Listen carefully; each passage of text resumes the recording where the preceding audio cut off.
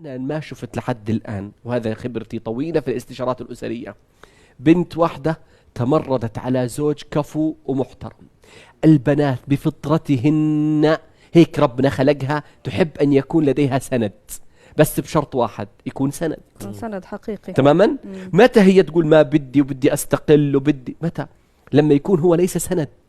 ما احنا مرات نيجي نجلدها ونحكي لها شفت انت كيف متمردة، وانت وراك المنظمات، وانت لولا عمل المرأة ممتاز. بس انا بدي اسأل سؤال، هل عن جد كنت سندا؟ الفطرة الإنسانية من صفات النفس الإنسانية، الإنسان يبحث عن أن الأنثى تبحث عن من تركن إليه، إنها تكون بظله، حتى لو كانت متعلمة ودارسة تبحث عن ظل لهذا الرجل، تمام، بس بشرط يكون رجل، ما يكون ذكر. صح. لأن الفرق، ما الفرق بين الذكورة والرجولة؟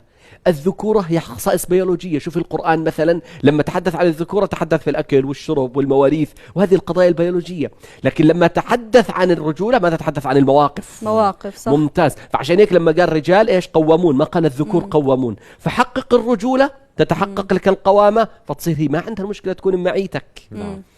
متى المرأة تصير تتمرد وما بدها؟ لما تكون أنت فقدت قوامتك في الرجولة، فهي تصير تقول لك أنا طبعا شو أسوي معك قاعد.